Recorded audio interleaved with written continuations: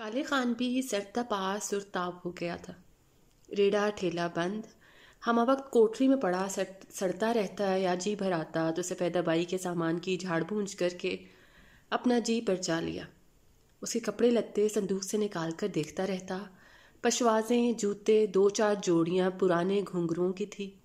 हल्की भारी कांसी, पीतल, चांदी। तस्मे खोलता, ढीले और फिर कसता।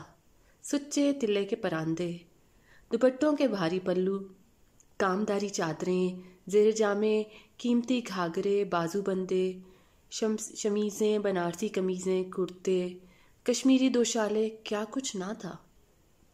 यूं भी वो कुछ वहमी सा हो गया था कि कोई ये मता चुरा न ले जावे। वो इस खजाने पर बेदांत का सांप बना बैठा रहता। एक दिन वो चंदन के भारी भरकम सनगार दान के झाड़ पूंछ कर रहा था कि अफशा की कोई फटी पुड़िया उलट गई। बिखरी हुई अफशा और फैली हुई स्याही का समेटना कुछ ऐसा आसान भी नहीं होता। हाथ, मुंह, नाक का सत्यानाश हो जाता है। यही कुछ यहाँ भी हुआ। अफशा की चांदनी चुनते चुनते कहीं कोई सुरमे की पोट भी फट पड़ी।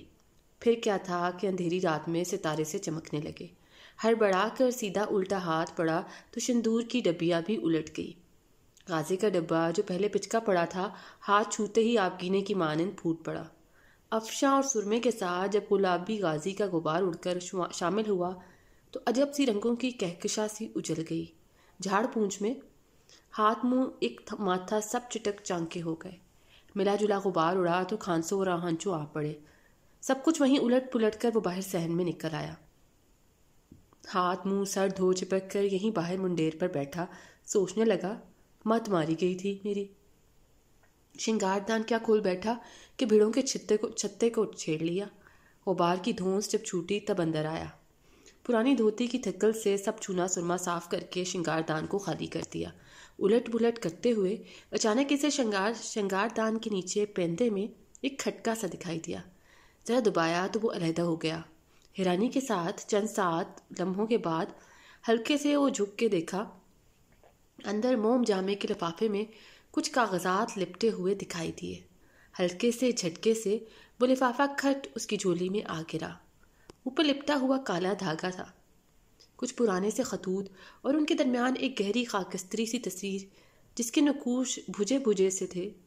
घड़ी, बिच्छू, निशी मूछे, सर पे रामपुरी साफा, मोटी मोटी गुलाफी आंखें, कदरे बैठी हुई नाक की दाएं जाने मोटा सा मसा, भारी गला और मोटे मोटे होंठों पे एक मायनी खैज सी मुस्कुराहट। देखते ही देखते माथे पे तुरीली सी फूटी। आंखें फैलते फैलते फटने को आ गईं। नथने फूल कर फूं फूं करने लगे। ये तो इसके मरहूम बावा थे। ये खुद भी हूबहू उन्हीं पे था। एक एक नक्श, कलन ठलन, देखने घूरने का भाव, वो जैसे खुद आईने के रूबरू खड़ा हो। देखते देखते वो जैसे बाप की आंखों में उतर गया। उसके बाप के पास ये बस ये आंखें ही तो थी। बाकी वो सारा रामपुरी पठान था। खूबसूरत कसरती जिस्म, रोब दाब वाली मूछें, डाब में अरसी हुई मखमली थैली, पनीस यक्का तो अक्सरियत के पास होते हैं, मगर इसके अब्बा के पास ये बोलती हुई अजूबा आंखें इन लवाजमात के सिवा थी। इंसान तो इंसान, अगर वो अपनी ये निशाना तलाश करती आंखें किसी कुत्ते, बिल्ली, घोड़े पे गाड़ देता तो वो भी पत्थर सिल से होकर रह जाते थे। ऐसी आंखों की नज़ीर अगर कहीं मिलती है तो वो माजी के अदाकार चंदर मोहन और नजमुल हसन थे। इस ज़माने में अशराफ और असीलों के यहाँ रंडियों के डेरों, चौबारों, कोठों पे जाना कुछ ऐसा मायूब भी नहीं समझा जाता था, बल्कि जिस रईस अमीर ख़ानदानी की अपने माहौल में 2-4 आला दर्जे की तवाइफ़ों से मुस्तकिल ताल्लुक़ ना होता या जिसकी मुलाजमत में कोई तरेदार, नत याफ्ता, यांत बाख्ता रंडी नोची ना होती तो उसकी अखलाकी, तहजीबी, माली हालत ही मशकूक होकर रह जाती थी। घर, हवेली, हरम में पड़ी हुई बाकायदा मनकूहा बीवियाँ भी शोहर के स्पेल पे ची बची ना होती थी। यानी मर्दों का ये चलन उनके नज़दीक कोई ख़ास इखलाक बाख्ता सी चीज़ ना होती, बल्कि इसे रोज़मर्रा समझा जाता। यहाँ तक कि छोटे बड़े बच्चे भी ये इदराक रखते थे कि इनके बुजुर्ग फ़लाँ रंडी डाले हुए हैं।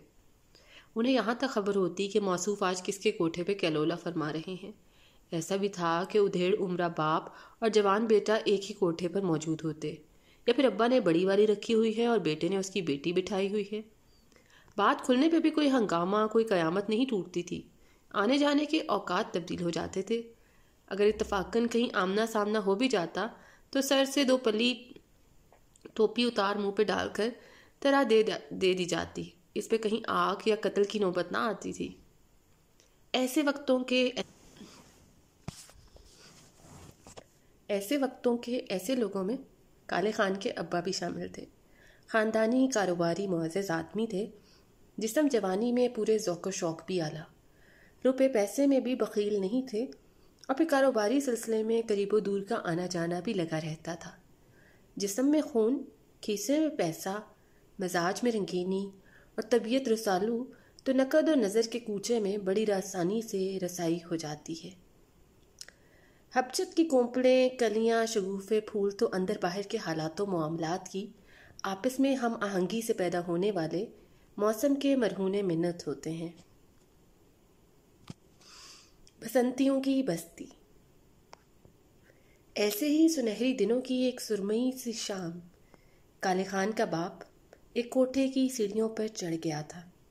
صرف 1 روز پہلے وہ اپنے فرنیچر کے کاروبار کا جائزہ لینے کی خاطر پنجاب پہنچا تھا۔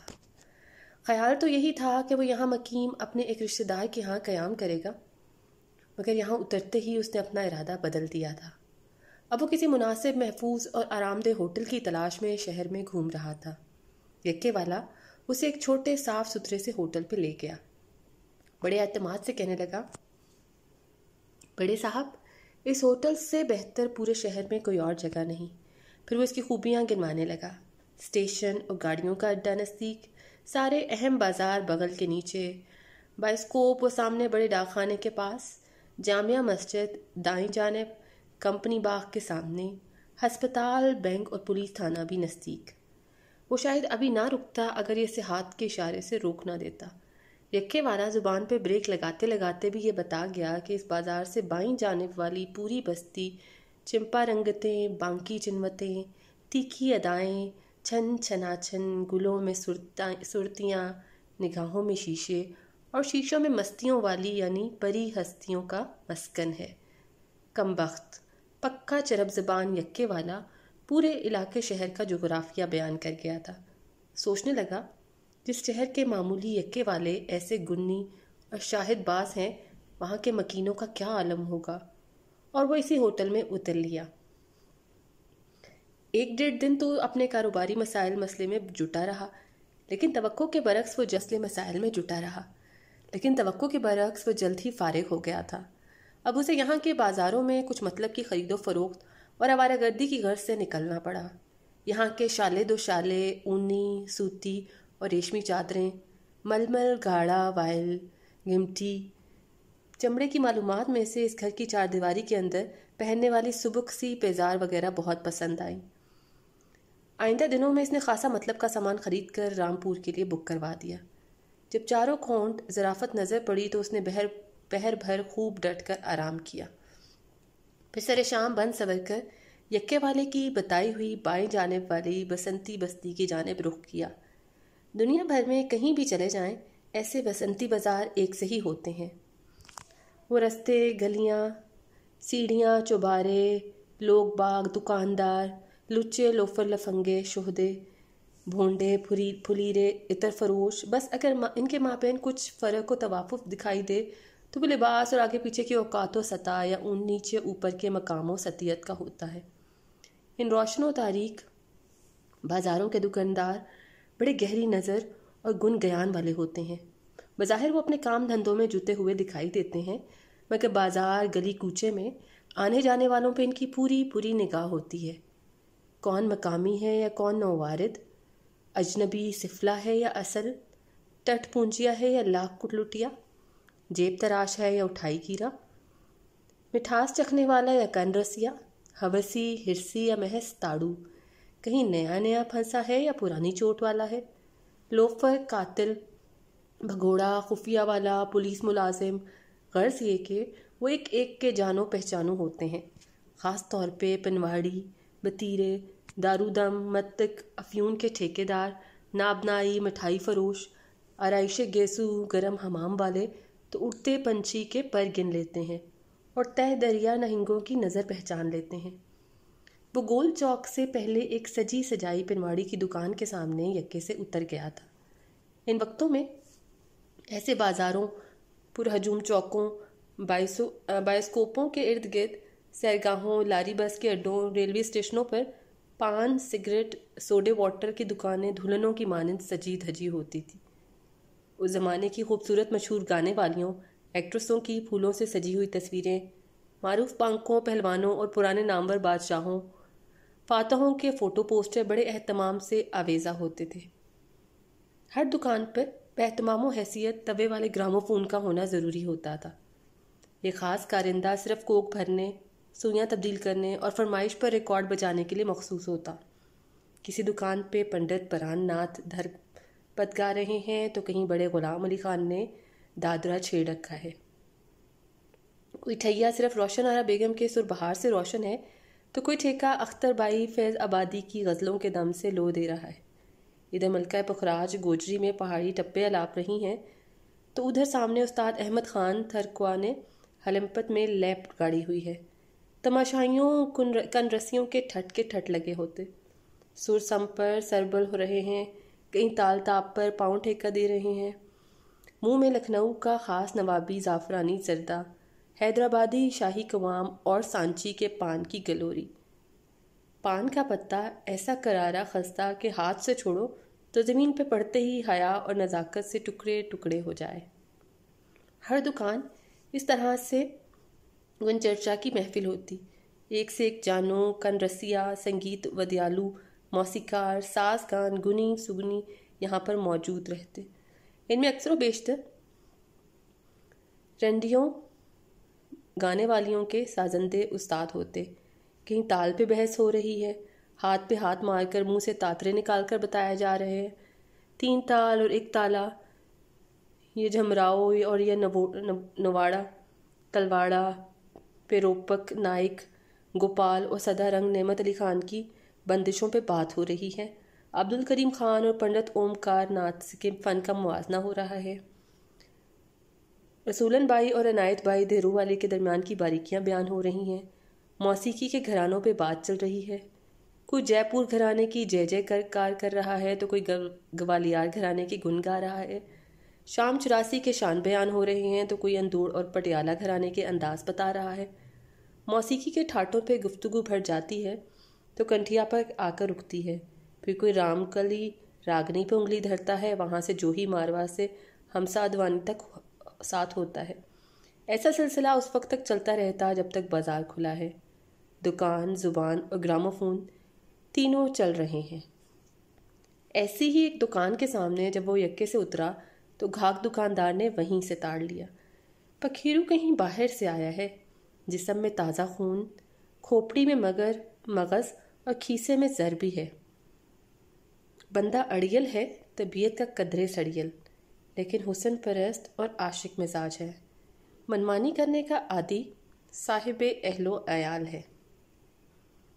नौवारिद ने धीम निगाही से ही इर्द गिर्द का जायज़ा लिया, फिर एक लंबी सांस भरकर दुकान की जानिब सिरक गया। पनवाड़ी ने पीक भरे बंद मुंह को खोले बगैर सर के खफीफ इशारे और हल्की सी कारोबारी मुस्कुराहट से रामपुरी पठान को खुशामदीद कहा। ग्रामोफोन पे रिकॉर्ड बज रहा था। जलवा देखा तेरी रानाई का, क्या कलेजा है तमाशाई का। दाग की गज़ल गाने वाली थी शमशाद बाई अमृतसर।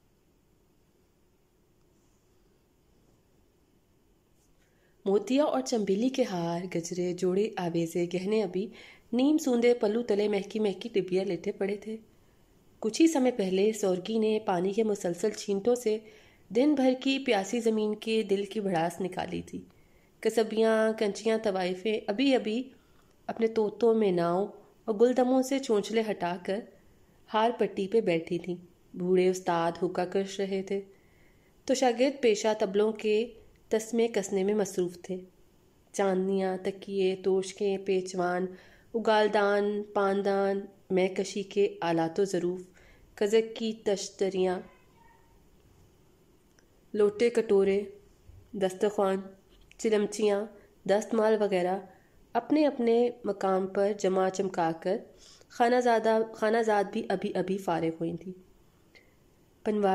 پنواڑی نے اب ایک بڑی سی پیک ہاتھ کی اوٹ سے اگالدان میں تھوکتے ہوئے دوسرے ہاتھ سے چاندی کے ورک پہ لتھڑی پتھری سی ایک مہک آور گلوری نوارد کو پیش کی۔ نوارد نے چند لمحے خوشگوار حیرت اور مسرت آگی مسکراہٹ سے اس کی جانب دیکھا، شاید اس لیے بھی کہ بن مانگے اس نے اس کی پسند والی مہکتی ہوئی گلوری بڑھا دی تھی۔ گلوری بڑے سلیقے سے کلے میں دبا کر اس نے انگلیاں اپنی گدی کے بالوں سے مس کرنا چاہی تو پنواڑی نے سرخ بانات کا ایک خوبصورت سا رومال اس کی جانب بڑھا دیا۔ سگریٹ سگار پیش کروں یا پیچوان سے شغل فرمائیے گا؟ زمانہ دیدن چشیدن پنواڑی نے دریافت کیا۔ نوارد نے جواب میں یہی شعر جو شمشاد بائی الاپ رہی تھی دہرایا، جلوہ دیکھا تیری رعنائی کا، کیا کلیجہ ہے تماشائی کا۔ پھر کہنے لگا، سبحان اللہ، کیا خوب شعر ہے۔ ایسا شعر کہنے کا حق صرف داغ ہی کو دیا جا سکتا ہے، اور گانے والی نے بھی اپنے رنگ میں کیا خوبصورت حق ادا کر دیا ہے۔ ارے ماشاء اللہ، سرکار نے شعر فہمی اور موسیقی کا کیا عمدہ ذوق پایا ہے۔ پھر قدرے جھیمتے ہوئے پوچھنے لگا، آپ کو کبھی پہلے اس کوچہ رعنائی اور دل ربائی میں نہیں دیکھا؟ یہاں تو کیا، ہم آپ کے اس شہر میں بھی پہلی بار آئے ہیں میاں، 2-4 روز کا قیام تھا، آج آخری روز سوچا چلو ذرا اس خوبصورت شہر کے خوبصورت لوگوں پہ بھی ایک نظر دیکھتے چلیں۔ اس نے پوری چونی پان پرات پہ دھتے ہوئے مزید کہا، میاں تمپولی، اس بازار میں اترتے ہی تمہارے میٹھے بولوں، اس غزل کے سجل سروں اور تمہاری گلوری کی مہکتی تمپن نے بڑا سرور دیا ہے۔ پھر آستین کے رومال سے باج کا کونا صاف کرتے ہوئے پوچھا، اس بازار کے سنہرے مکینوں میں بھی کوئی ایسا رتن دانہ ہے جس کے ہاں یہ تینوں خاصے موجود ہوں؟ پنواڑی ازدیدگی سے مسکراتے ہوئے ہاتھ سے آداب عرض کرتے ہوئے بولا، حضور ایک سے ایک تابع دار دانہ پڑا ہے، جس پر نگاہ رکھیں وہی دل و نگاہ کا خیرہ کر دے گا، دل و نگاہ کو خیرہ کر دے گا۔ آپ حکم کریں۔ میاں، بازار میں دھرا سجا مال عام طور پہ گھٹیا اور نظر بدا ہوتا ہے، جو چھپا باندھا کہیں علیحدہ پڑا ہے اس کی خبر دو۔ رام پور کے کھرے ہیں، پڑی کھلی چیز میں منہ ماری نہیں کرتے۔ اور ذرا اس غزل کو پھر سے سنوا دو، اور 2-4 ایسی ہی گلوریاں بھی لپیٹ رکھو۔ حاضر حضور، غزل سماعت فرمائے، میں گلوریاں باندھے دیتا ہوں۔ تب اس نے دائیں جانے پلٹ کر قادر میاں کا ہانکا لگایا۔ کچھ لمحوں میں ایک ساٹھا پاٹا کمر خمیدہ کھوسڑا جھکولے لیتا ہوا پاس والی بیٹھک سے برآمد ہوا۔